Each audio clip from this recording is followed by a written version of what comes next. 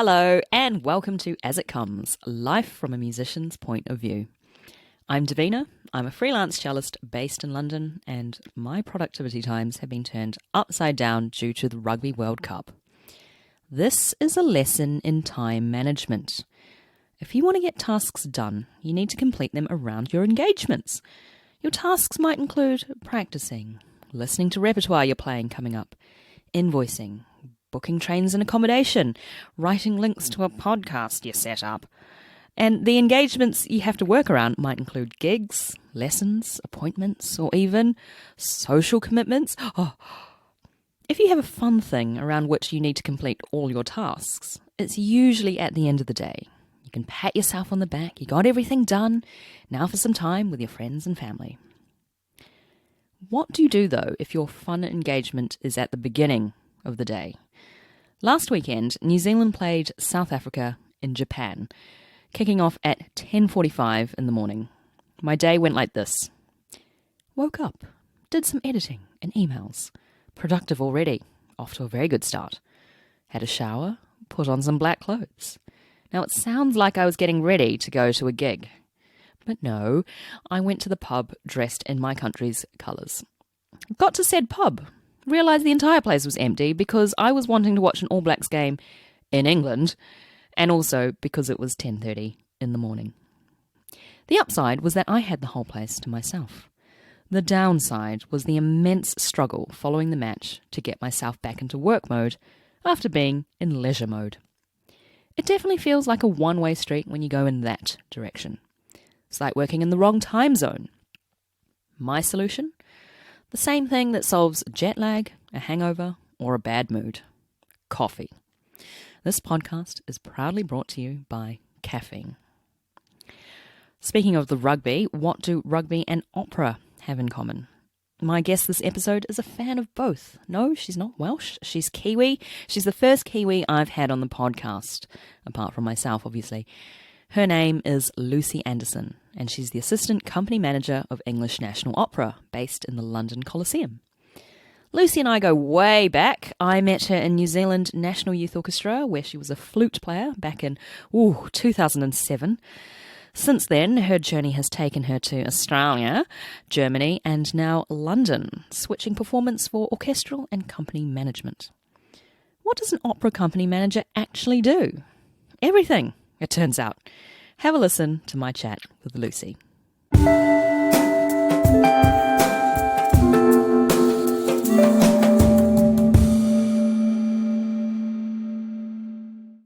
I actually have something for you. I thought because, congratulations, you are my first Kiwi guest. Amazing. I brought us some pineapple lumps for the occasion. Oh my God, you're amazing.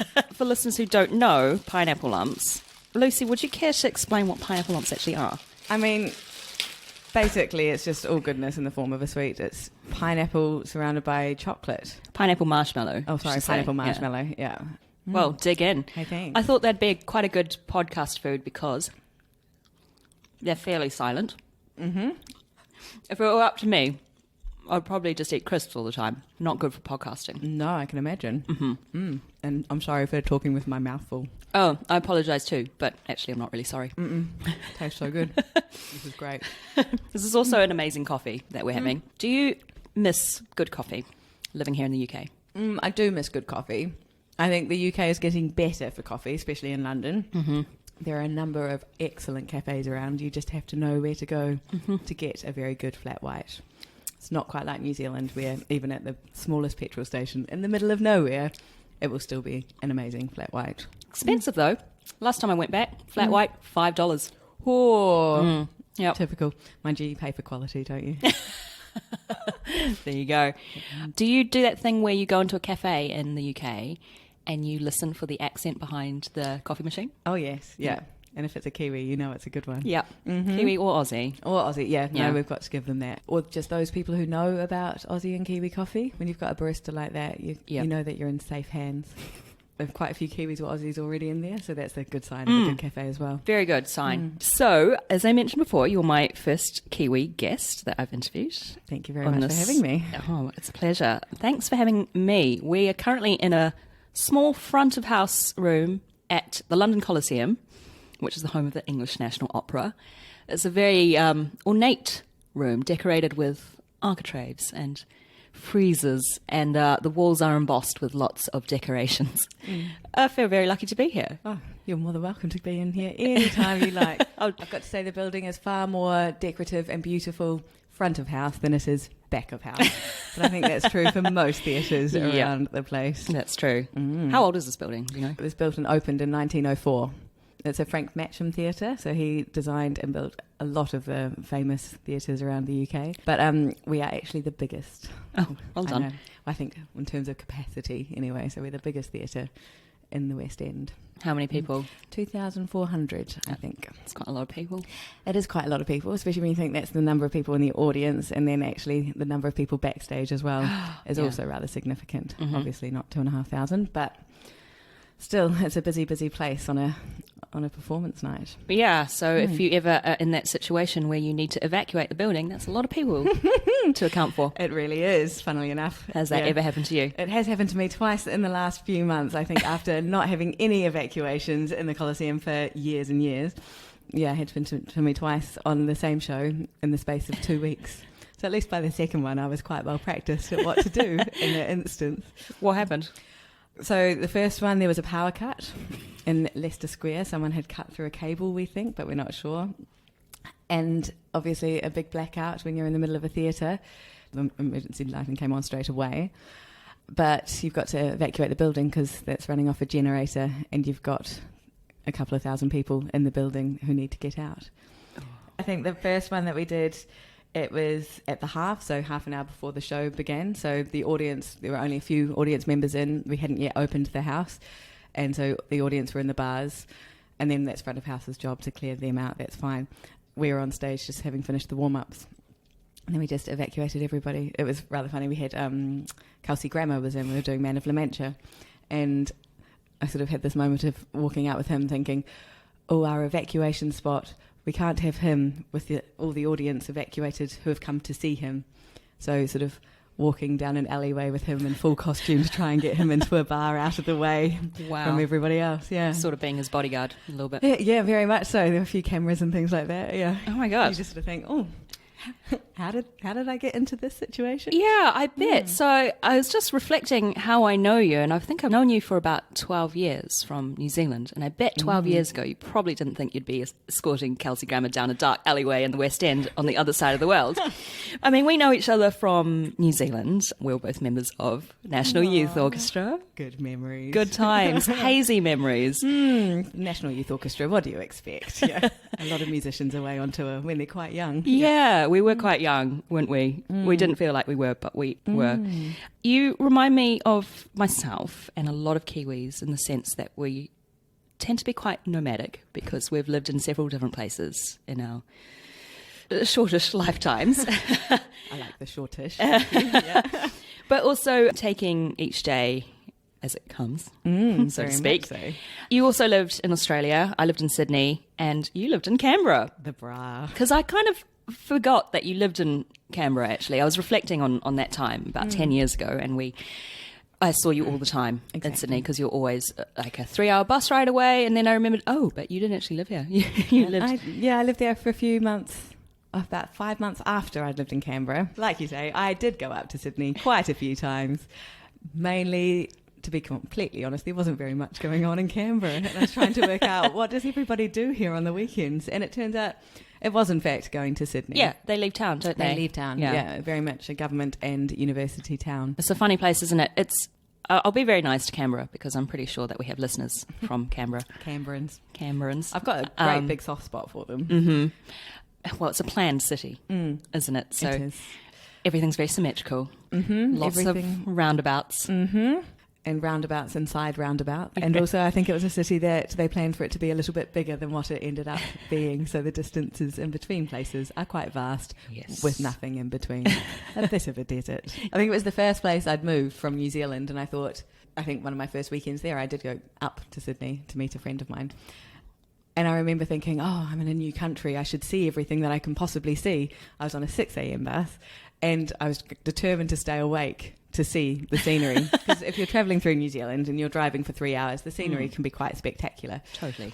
Driving from Canberra to Sydney was not quite so. I really struggled to keep my eyes open, and it turned out that there was nothing to see on either side for the duration of the 3 hours until we reached Sydney Airport. It's like being on Mars, isn't it? Everything is red. Yeah, and flat and rocky and... No trees. No trees. Yeah. And nothing. We're so lucky coming from New Zealand, aren't we? I know. Well, that's sort of like the danger when you do go back there and you're driving around, and then you have to be careful not to drive off the road, because you'll turn the corner and there will be this incredible vista of mountains and Exactly. I think lakes. we take it for granted and we appreciate it when you go away. Well, it took me moving all the way to the other side of the world and to go back on holiday to finally visit the South Island. So yeah, good times in Australia, and then following that you left me. I did. Yeah. I'm so sorry, it wasn't personal. Your journey took you to Germany. Can you tell us in a bit more detail as to how you ended up in Frankfurt, of all places? So there was a teacher in Frankfurt who I knew through another flute-playing friend of mine. He had some great students and was a great, great player. She sort of contacted him on my behalf. He said, look, I'd love to have you in my studio. That would be great. And actually, at the same time, we're looking for an au pair for our 5-year-old English and German-speaking daughter. So they needed an English-speaking person, basically, to help out their daughter, because they wanted her to be bilingual. She's probably now trilingual. So I went and studied with my teacher. I lived in their house in a beautiful apartment in Frankfurt, eating amazing food, drinking amazing wine. I didn't have the normal student lifestyle, I must admit. I was very, very lucky. And I had a live-in teacher. Wow. Had its pros and its cons, I think. I couldn't practice in the house without an extra pair of ears, which sometimes you want and other times you just want to do some bad practice, you know. Yeah, just get that stuff out of your system. Exactly, just, you know, the days you're not really feeling it. Mm-hmm. And then after that, you moved to Berlin. Berlin, exactly, yeah. So I think Frankfurt was never going to be my city. It was a great city to be a student in because, again, like Canberra, there wasn't much going on. I think the only part of Frankfurt I've been to is the airport, and even that's not very impressive. Exactly, yeah. It's very much a financial centre, so unlike other European cities, it's got lots of skyscrapers. It was completely destroyed in the Second World War, so everything's quite a new build and not necessarily the prettiest city. It's not... When you're in New Zealand and you think, oh, beautiful old European cities, Frankfurt is not that. But again, I've got a soft spot for it. How did you fare with the culture shock of moving all the way from the Antipodes to Germany? Moving to Germany, I think, now I look back and I think, God, how did I do that when I was so young? I must have been 22, which now, looking back, feels like it was quite young. At the time, it was probably the right age to do it because you've got no fears. I think on the outside, it's a Western country. Everything's quite similar. And then it's not like going somewhere like China or India and getting culture shock where it's so obvious. It sort of took a little bit more of scratching the surface to realise the differences between German and New Zealand culture. And I think they are two quite stark ends of a spectrum. New Zealand's quite relaxed, laid back. Germany's not. Sure. New Zealand, you sort of have a relaxed time zone. Germany, if you're arriving on time, you're already late. That's good training for being a classical musician, though. I mean, yeah, definitely. Because that's what they always say. If you're turning up to a rehearsal, you've got to get there before the rehearsal starts. If you're on time, you're already late, as you say. Yeah. How did you fare learning the language? Well, I spoke about 4 words of German when I moved there, and I thought I was basically fluent. Yeah. Doing really well. Yeah, it was one of those things everybody said to me again before you leave, oh, living in Germany, you'll learn the language like that. And you do learn the language, but you do have to put in some hard work. I think I had to do a language course as part of my studies in the Hochschule as one of the requirements. But it was one of those things I never really had to practice because... You go to a class, you learn some words, and then they're actually all around you. I think in Germany you're very lucky as well because everybody speaks amazing English, but then that also makes it harder to learn because they see that German's not your first language and then they'll help you out by speaking English. So I really had to persevere and actually respond again in German. Yeah. And it's one of those things you learn to understand far more before you can say it. I remember one of my friends saying to me, she was like, oh, you've learned German so quickly. It's because you can't not be in a conversation, can you? Always got to put your 2 cents. I know. I think I found it really frustrating to sort of sit at a dinner table and it gave me a whole new level of understanding for people who'd moved to New Zealand or to other countries who were doctors and then driving a taxi. They've still got that same level of intellect and that same knowledge and experience. They just don't have the vocabulary with which to express it, and therefore people judge them on what they can say. So I used to sit at dinner parties and think, oh, I've got an opinion, I just can't say it. That must be really annoying. But then I guess you learn so much from observing. I guess that can be said in the music world as well, learning from your peers, learning from those around you, and then sort of assimilating that knowledge before you can kind of express it yourself. One thing, I remember sitting in orchestral rehearsals when I'd been in Germany for a month, and it made me so aware of how much a conductor says, not with his words, not with his voice, with his language, but actually what he's saying and what he wants is through the expression on his face, through his gestures. Also, how many words were Italian, piano, forte, all of course, this. You sort of realise we have an international language. Language and music is universal. There we go. How could we get any more cliched? But it was only the bar numbers that I found really hard to keep up with. Yeah. So they'd be like, 141. And by the time I'd worked out 101 and 40, they were already at 150. Oh my gosh, yes, because that's the thing about German numbers. The second number comes first, doesn't it? Yeah. Yeah, I find that difficult. If I go to Stuttgart and I'm listening out for the train numbers. Oh, yes. Yeah, and I'm just like, why is it 2 and 40, not 42? There is no reason. Actually, I'm sure there is. It's Germany. Oh, yeah, there must be a reason. And at least it's consistent, because I imagine people learning English would have a far worse time. Exactly. There are so many times that I'm so grateful that English was my first language, even if I do speak it with a very thick New Zealand accent. Your accent is lovely. It's music to my ears right now. Thanks. We'll get fresh airs. One of my German teachers said to me once, she was like, oh, Lucy, you've learned so much German so quickly and none of it from me. Where have you learned it? And I was too embarrassed to tell her the Kneipe, which was the pub. It means you're socialising with locals and my friends, and therefore, you lose a little bit of your inhibitions. Yeah. Well, I think that's the best way to learn, really, isn't it? Is the practical side of things. What, being drunk? What? Sure. We've all learnt a lot in that way. But many a lesson, many a time. I mean, the practical side of things is just learning to do things by doing it. Exactly. And like in the music world as well, there's only so much that you can learn from a theory book or from reading. Very much so. Reading about your craft, but at the end of the day, you have to just get in there and do it, don't you? Exactly. And learn the rap and know the rap and listen to the rap and play the rap. Yeah. I think that's one thing I actually realised in Germany, that I was so fortunate to have come from quite a small country, because you did get that practical experience in New Zealand. By the time I'd moved to Germany, I'd already played with Wellington Symphonia, New Zealand Symphony Orchestra. I was in the Royal New Zealand Air Force Band. Yeah. So by the time I got to Germany, I'd had a lot of practical experience playing in orchestras, which meant that I therefore got a lot more experience. They were more willing to take me on. I think within my first few months of being in Germany, I was already playing with Hessische Rundfunk, basically the Frankfurt version of the BBC, because even though I studied with a lot of flautists who were amazing, they hadn't had that exposure to playing in professional orchestras. Yeah. I imagine that's hard coming from this side of the world. I notice this, people in the UK, and they've never played certain staples we would consider, like a Brahms symphony or a Beethoven symphony, because there's so much competition for those spots. And you hear about people that study in colleges here in the UK and they had to audition to get into their college orchestra, and I just think, well, there were only 6 in my year. We had no choice, we just all had to do it. It was a requirement. Exactly. And it's like, if we didn't show up, well, that was like a significant fraction of the section that wasn't there. Exactly. Yeah. So I think we were really, really lucky. I felt the same actually coming over, and it's like, I've played this piece before. People being like, why, Exactly. I think one thing we did miss out on, though, is, and that I realised when I got to Frankfurt, we don't have the exposure to all the big international orchestras. I think by the time I'd moved to Australia, I'd only ever heard the New Zealand Symphony and the Auckland Philharmonic play live, and Wellington Symphonia. Auckland Philharmonia. Sorry, yes. Says the Aucklander. I have to. Yeah. That's my old orchestra. But then going to Frankfurt and just down the road, 5 minutes walk away from my house in the Alte Oper, the LSO would come, Berliner Philharmoniker, so many amazing orchestras all just down the road and all so cheap. And I just couldn't believe the access that I got just to sit there and watch amazing programs played by amazing orchestras with amazing conductors. Yeah, such a variety as well. Exactly. You sort of learn, your ear becomes quite different, or you train your ear quite well. And realise that actually you can't judge an orchestra just on the orchestra.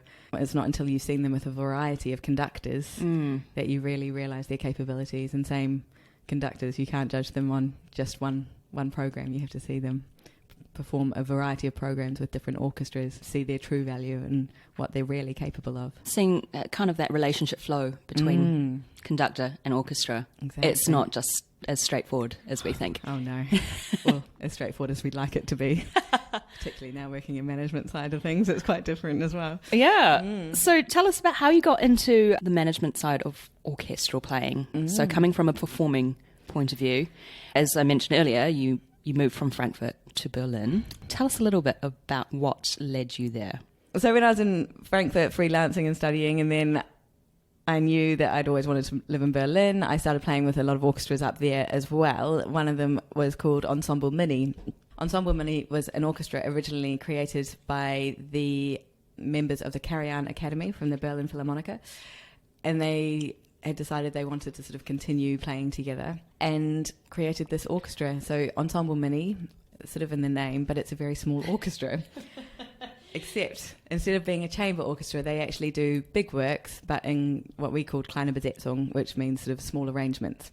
So we would do a Mahler symphony, but for 16 players. So wow, single string, single winds, and an accordion, which helped fill out the part. Oh yeah, okay. So there's your harmony. Exactly, yeah, a bit more depth to the sound. Who was responsible for arranging those? So some people were commissioned to do the arrangements. Okay. The music director had done a couple as well. It was an amazing experience. I mean, one, playing with them, we played in the Berlin Philharmonic when I was there, which was great. And then I sort of took on their management as well, because I decided this was something I quite enjoyed doing. And what I liked about the orchestra is that because it's mini, you can go into venues that wouldn't normally be home to classical music. It doesn't have to be in a concert hall. And I liked the idea of sort of making concerts accessible. So we'd do these big works, except we would do them, the concert may have only been an hour long. Our home for my duration in the management was an abandoned swimming pool in East Berlin. Classy.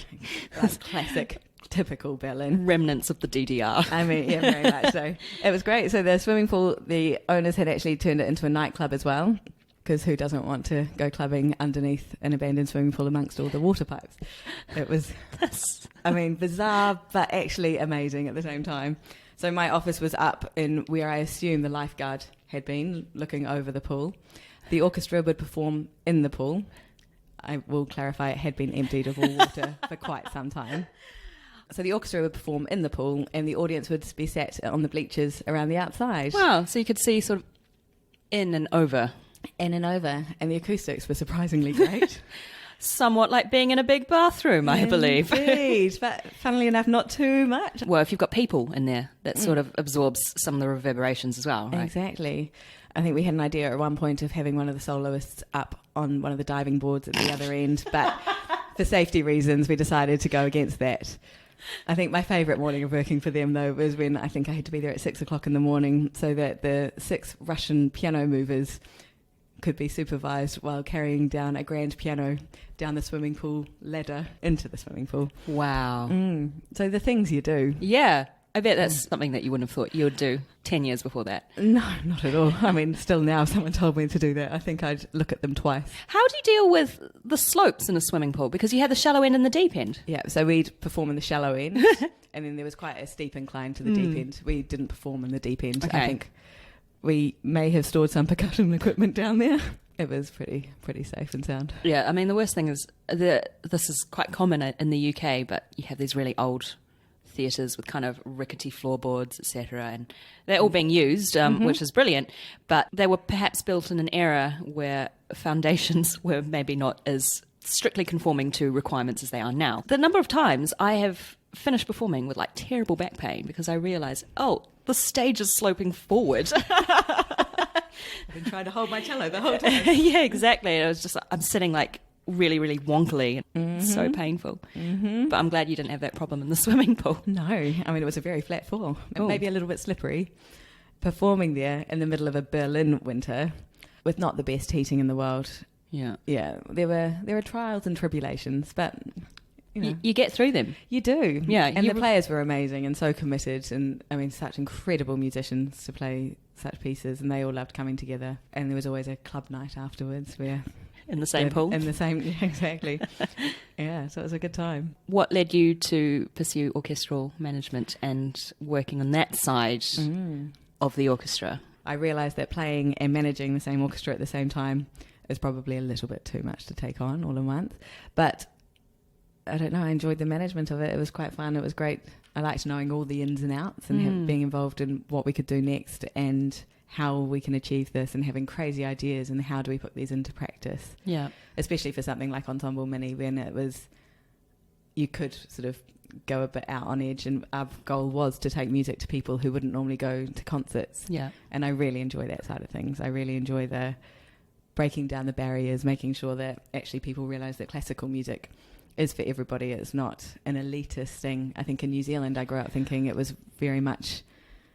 Well, audiences are certainly not as diverse as they could be. Exactly. You go along and you see the same people in the same seats, the same subscribers week after week. Yeah. And then how do you break into that if you've not grown up with that? Yeah. And how do you build the next generation of audience goers?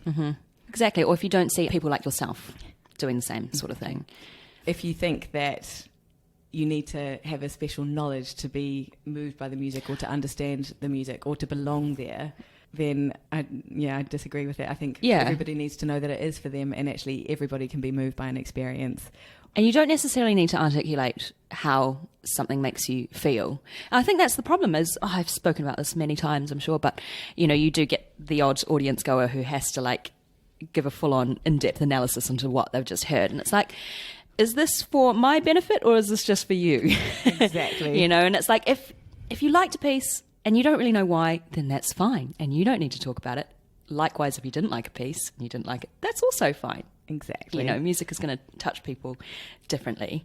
And I think that's what I really like now working at English National Opera, because the motto of E&O is opera for everyone.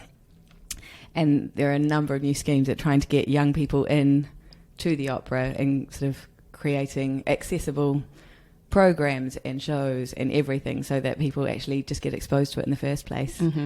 We've got a under 18 scheme where it's free tickets for anybody under the age of 18. Free, which is amazing. That's incredible, because I mean, I remember when, like in New Zealand, I remember getting $10 rush tickets. Exactly. That's pretty good, but free. Free. And it's just the natural response you get from kids that, you know, sort of when people are a bit more grown up, they think, oh, I can't clap until other people are clapping. That raw response of, I mean, even cheering when someone takes their shirt off on the stage, it gives us all a good laugh. Right, yeah. I mean, that's the thing with kids is the way that they respond to things, as you say, is very raw, very kind of organic. And it reminds us of the delight that we actually get from witnessing live music. And it's watching other people sort of react to that as well and realising that they can cheer as well. It's quite nice. Obviously, you didn't stay in Germany, but it sounds like you were armed with quite a new skill set to come to London. What brought you to London? I think just life, really. I knew that I didn't want to stay in Germany. A lot of my friends were in London, and I thought, well, the best time to move there would be when all my friends are there from home, who I hadn't lived with for years and years and years. So I came over to London, just literally sort of packed my bags, went home to New Zealand, applied for a visa, and then got on a plane as soon as I had it. That's such a Kiwi thing to do, isn't it? I mean, I'm the same. That's why I think you remind me of me. It's just that feeling of, oh yeah, I'll just get on a plane and just see what happens. And then here we are, just doing random stuff, making a podcast, for example.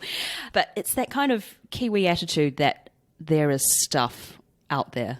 Yeah. Isn't there? I mean, I think I was always really lucky to have great friends as well. So I knew coming to London, especially, that when I got here, I could crash on someone's couch and there would be people to help me out and you're away from your family, but you've got people in the know, and which in Germany originally I didn't have anyway. So it was sort of nice, and it was also nice to come somewhere that was English speaking, something a little bit more aligned to my culture back home, a bit more banter that was lacking in Germany. I think when I moved to London, like a week before I moved to London, I didn't even have a place to stay. Exactly. But I just thought, I'll be fine.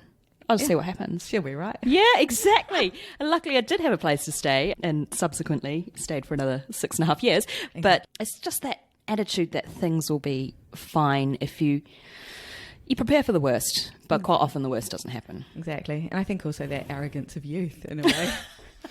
You're not worried about what will happen because you've got no idea what will happen. I know. Well, I just wonder, would I have that now? Yeah, I don't think I would. I don't know. I can't imagine moving to a country now where I didn't speak the language and knew nobody, and just taking one suitcase and being fine with it.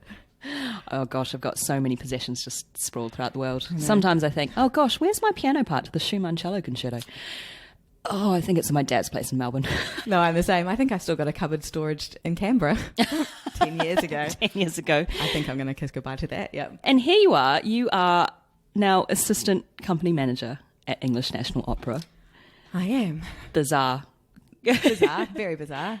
I don't really know how I got here, but yeah. But then it's kind of one of those things where you end up in an incredible job, and I imagine you look back on your path and you look back to certain things that did happen, like, for example, moving to Germany, managing Ensemble Mini, that just add to your skill set, which enable you to take on a job like this. And then you think, oh, yeah, I guess it does make sense. Yeah, totally. Also, when you're studying music or being a freelance musician, you kind of develop natural organisation skills yourself anyway, and all that sort of management of time and rehearsals, and so you learn a lot of skills that aren't necessarily on paper, but you do develop quite good life skills.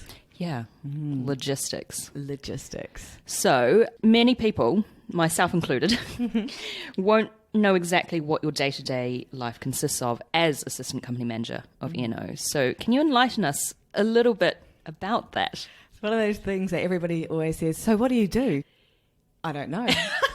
I'm busy all the time, but I couldn't tell you what I actually did. It's one of those things that there could be anything in a day. It's quite unpredictable. There are definitely no 2 days that are the same. Basically, I have to manage all the singers and deal with all the directors and music staff, conductors, and also all of our staff as well. So across the company, making sure that all the productions run successfully, really. Is that sort of making sure people are in the right place at the right time? There is always a lot of that, I think, in any form of music management. And it's just making sure that people are okay, doing a lot of scheduling and balancing a lot of shows at one time. So we tend to have, I think we've got 5 shows rehearsing, or we start rehearsals next week, and then 5 shows up until Christmas, and then another 5 shows after Christmas. So when you think of the logistics of having all those shows in rehearsal, or various dates of rehearsing in a studio, rehearsing on stage, performing on stage, it's quite involved, really. And sometimes those singers cross over. We've obviously got the chorus and the orchestra who are full-time as well. So making sure that everything is what it needs to be. It's sort of one thing when we're working on revivals. So those are shows we've done before and we know how they go. But then there's doing new productions. So we always have quite a few of those in each season. And those are kind of the unknown, where you can prepare as much in advance as you like, but then some director might come to you and say, actually, we want a fire breather in this scene.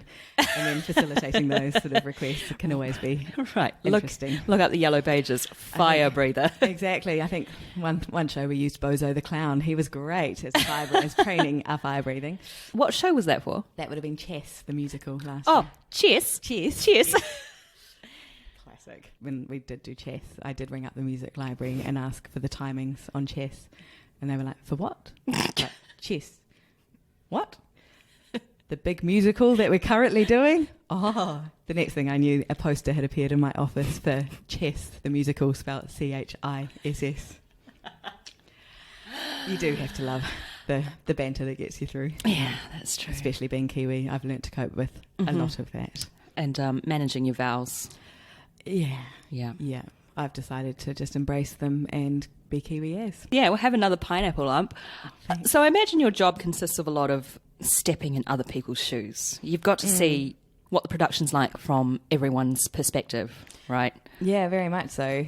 I mean, my main concern is always the singers. They are who we look after in my department, and kind of trying to preempt what issues they might have, dealing with a lot of different personalities in terms of that. Also just making sure that they're, you know, not overworked, because for them it's their voice and that's everything, and if they sort of get sick and tired, then that voice goes, and then the instrument's gone. Yeah, the instrument is gone. Have you got any good singer stories you can share with us?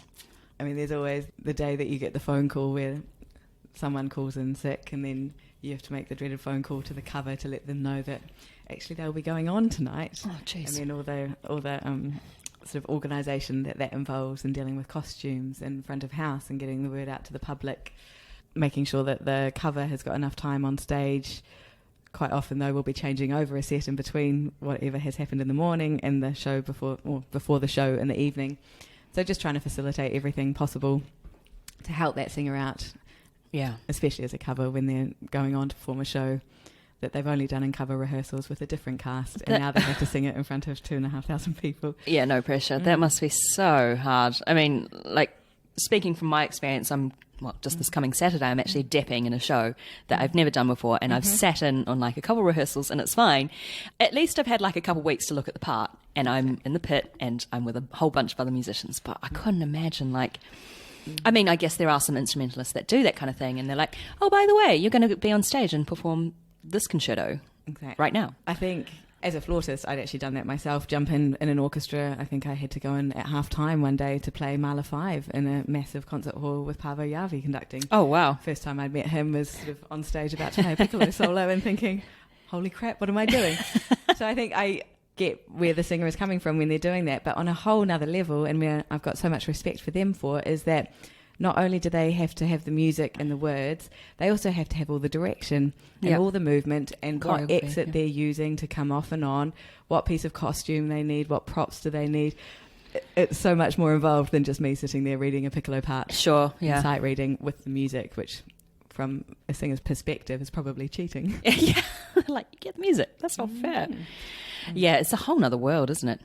I mean, we've got a great team here, and every time something like that happens, there's so much support. Our stage management are fantastic.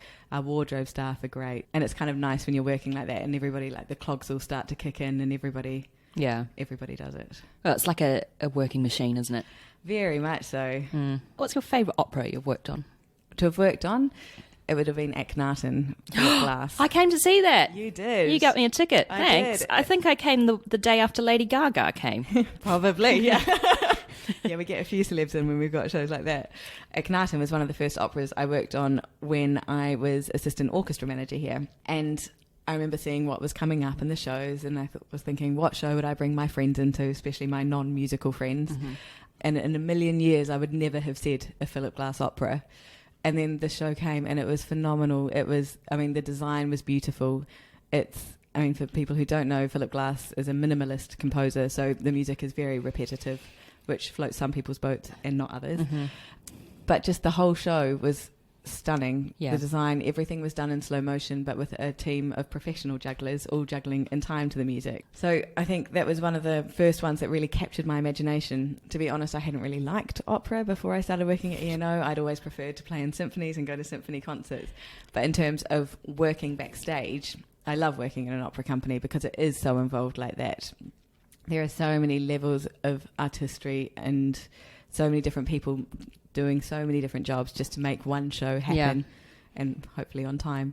Only when you go behind the scenes and you really think about it all, and you see how we've got a whole team of wig makers they've been to a hair merchant, they've got the designs, they are threading every single wig hair in themselves, and then you've got the costume department where they've made all the costumes themselves, and we've got design teams who come in and create these amazing shows, and then it's the people who make them happen. There's someone responsible for everything that you see. Yeah, because when you sort of think about it, it's a really big organisation.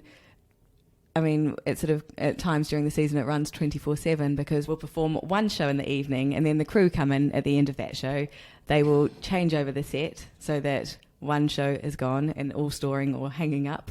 You'll be amazed how many pieces of set we can hang backstage while another show is being on. Then the next morning we'll have a stage rehearsal for another show. The afternoon they'll turn over again, and we will have another show the next evening. So it's quite amazing, and the sort of the cogs and logistics of making that work was quite eye-opening when I got here and realised on how many levels an opera house actually operates. It's nice to come into a company and see so many different levels of creativity and artistry and all these crafts. I mean, we have a full-time milliner who makes all the hats. Is that what a milliner is? Yeah. A hat person. A hat person. Wow. I mean, she's phenomenal. And when you think, well, yeah, actually someone does have to make those, and they all have to fit on individual people's heads, and they have to be designed so that people can be on a set and sing in them and move around in them. I think what I like about it the most is coming in and seeing so many levels of artistry and creativity in people who are so good at their craft. And when I sort of realised that the guy on the follow spot cares just as much about hitting his mark, and he is so precise in what he has to do, and he cares just as much as the person playing the principal oboe and crafting every single note so perfectly in their solo. So I think I like how it all fits together, and actually an opera is so many levels. It's not just the singers and it's not just the orchestra. Yeah, it's the whole production. It's everything. You've got to have that care factor because it feeds everyone else, doesn't it? And then it just becomes this organism that's alive and and exciting. And the feeling when you've got a great show and everybody's really loving it, and when the people creating the costumes are loving making the costumes so much, and people learning the score or loving the score, there's quite a buzz. And especially when you get the audience in as well on the first night, and you think, okay, how's this going to go down? Will they love it as much as we do? So you mentioned earlier you have a passion for bringing new audiences in, making music more accessible for a wider audience. So what's E&O doing to draw new audiences in? What kind of things can people look out for in order to attend the opera if they perhaps haven't done so before, but they're thinking, maybe this is something I could get into? I think at E&O we've got such a push to get a new audience in, and that's something I feel really passionately about, even though I'm not in our marketing team and I don't know how to do it properly myself. We've got a whole lot of new schemes which are quite amazing, and one of them's been going for a few years now. It's called Opera Undressed, and this is one I keep pushing for my friends who haven't been to a show before. I think a ticket is only about £20. It's for certain performances, so it's only on certain dates. But people come in who've never been to an opera before. They get a pre-performance talk with the director. Sometimes it's with someone else from the organisation. I've done a few. So they get a bit of a debrief, or a pre-brief, so to say, about the show and what to expect. They then get a backstage tour, and then an excellent ticket to see the show following that. So all that for only £20? For only £20. And I'm not sure if they still do, but they did used to be sponsored by Sipsmith, so there was always a good gin function afterwards, which definitely appealed to me. Well, sometimes a gin will cost you £20. Oh, in London? Here we go. Yeah. Totally. That's amazing. And tell me more about outreach for younger audience members.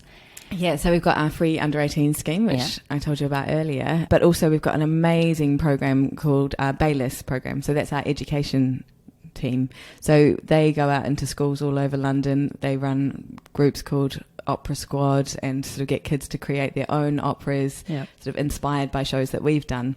So last year they did an amazing one. We opened our season with Porgy and Bess, and these kids came on stage. They worked for a few weeks and they created their own work inspired by Porgy and Bess. And then they performed it before one of their operas.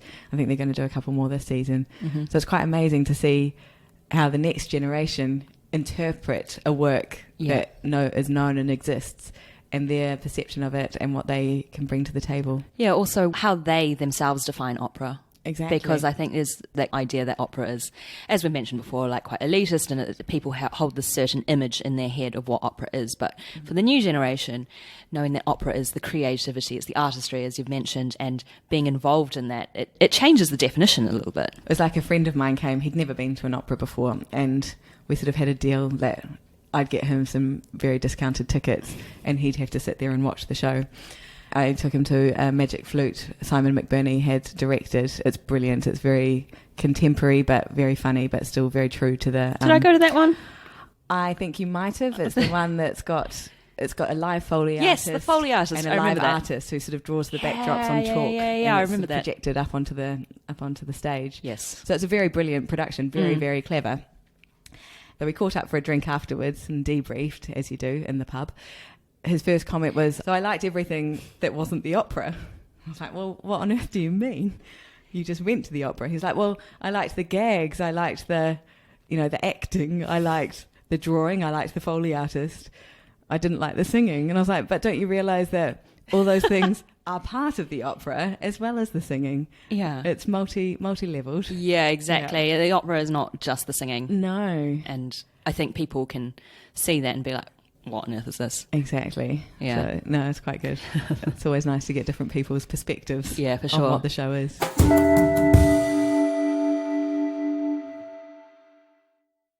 So I've got a really serious question now. Oh, please. Can you tell me, what do you think are New Zealand's chances of retaining the Rugby World Cup? Oh, this is a very sensitive topic, Davina. I have to bring this up with you because I feel like a lot of our time that we spend together as friends is sitting in pubs watching rugby matches. I mean, is there a better pastime? I think not. I hope that our chances are very high. I have to be honest that I don't think I'm as positive as I would have been for the previous 2 World Cups. For 4 years ago, we've lost Richie McCaw. Exactly. And DC. And DC. Dan Carter. What a shame on many levels. What other levels might you be talking about? I mean, his jockey underwear advertisements on the side of buildings in New Zealand were a particular favourite of mine. Oh, don't worry. You've got that photo of me when I met him in my local cafe in New Zealand. Yeah, indeed. Yeah. New Zealand's a very small place. I like that we're proving the stereotype right now. Well, it's kind of true, though. You do run into rugby players all the time in New Zealand. I ran into Richie McCaw once, actually. Oh, yeah. At the airport. Yeah. It was one of those occasions where I'd come back from Canberra, stopped off at the airport. My parents were there to pick me up, but actually Richie McCaw was there first. So I had my photo taken with him. After years of asking my parents to put up photos of me on the wall, my brothers were up there constantly, not bitter as the only daughter, middle child. But my dad said as soon as I'd had this photo with Richie McCaw, he was like, great photo, that should go straight up on the wall. This is going straight to the pool room. Rugby World Cup, it'll be an interesting one this year. I think I'm still a little bit sore, so to speak, after the Cricket World Cup and our brutal loss of the Cricket World Cup, having drawn twice in the final. See, I understand that was very sad, but I don't follow cricket. No, I'm not normally a follower, but I am a very proud New Zealander, so especially if we're going to beat England. You know, we were redeemed the following week because the Silver Ferns won the Netball World Cup. Exactly. They might be soon the only team that I support in New Zealand sport, depending on the outcome of the Rugby World Cup. Right. No. We are in the same pool as South Africa. Oh, I know. It's going to be interesting. Tricky. Yeah. Yeah. But well, no, the banter in the local pub here constantly when they hear I'm from New Zealand and how about those All Blacks? Yeah. Yeah, so that's my sole fear for losing the Rugby World Cup would be having to survive the English brutality.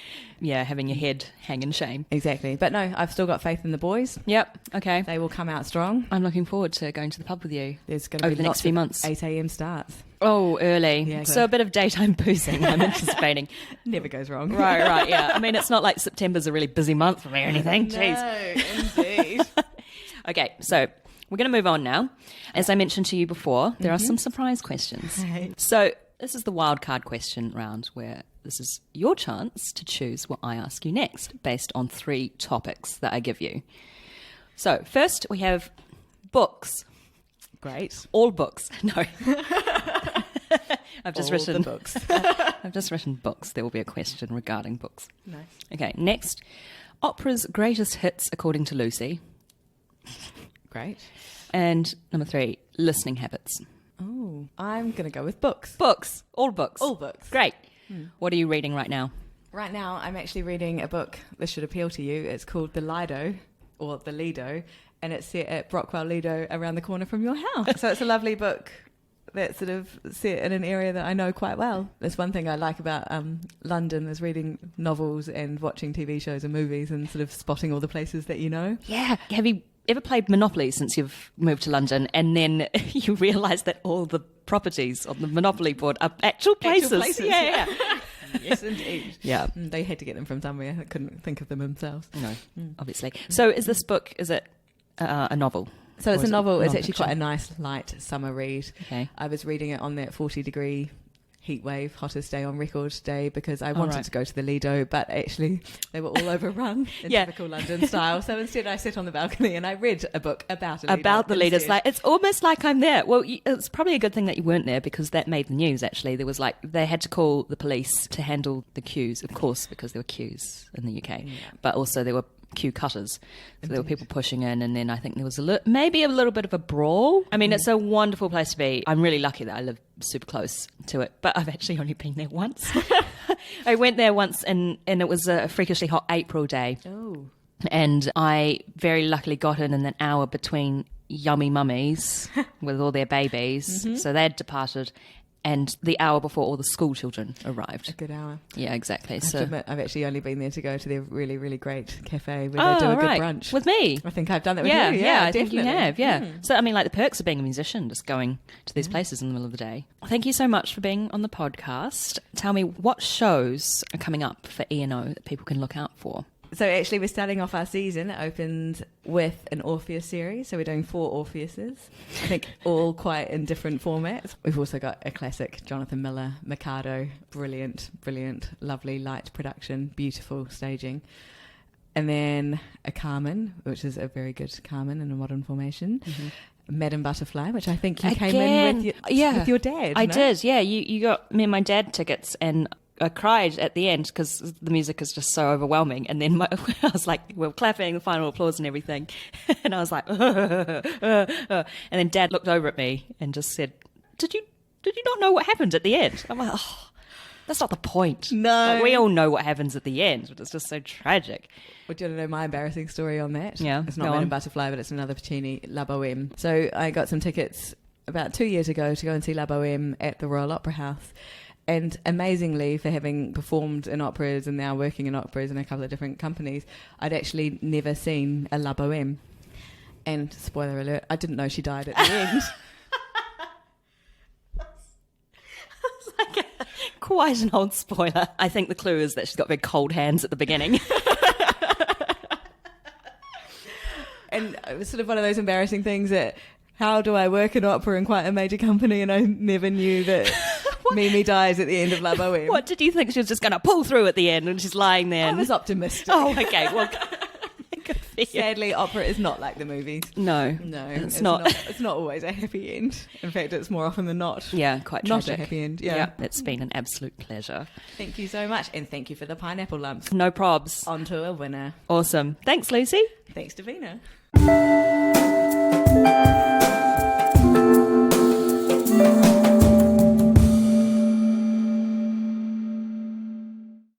That was Lucy Anderson, and I hope you found our conversation interesting. It's been a pleasure having so much Kiwi to listen to during the production process of this episode. Don't tell me after listening to that you can't tell the difference between a Kiwi and an Aussie accent, because I think we've made it crystal clear. Following last episode's story of the oboe-tastic bride, this week's Music College Didn't Prepare Me comes from Dan Burrows with another wedding-related story. I was playing at a wedding, nothing special, when along came a pigeon, which flew over to a nearby table that was being prepared to serve drinks from. I watched as the pigeon inched its way closer and closer to an ice bucket. I looked on warily, as one would when observing a bird which was getting uncomfortably close to products destined for human consumption. The pigeon landed on the rim of the ice bucket. We made eye contact. The bird looked at me, cocked its head, and jumped into the ice bucket, making itself comfortable, while those of us playing in the quartet cracked up laughing at our one avian audience member who actually seemed to be listening to us. We told the lady running catering, who promptly shooed the bird away and whisked the bucket away for thorough cleaning, after which she said, "I don't suppose you got a photo of the pigeon actually in the bucket, did you?" I held up my phone proudly, showing a photo of the most amusing moment of the day, and we shared a giggle at the absurdity of it all. If you have a story or an anecdote for which Music College didn't prepare you for, tell me. Remember, due to the small nature of the music industry, I'm happy to anonymise you. Email me at asitcomespodcast@gmail.com via social media, letter, skywriting, carrier pigeon. Oh, Lucy's going to hate that. She hates birds. That's it for today. Special thanks to Roz Nuggy for my logo and Daniel Elms for my jingle.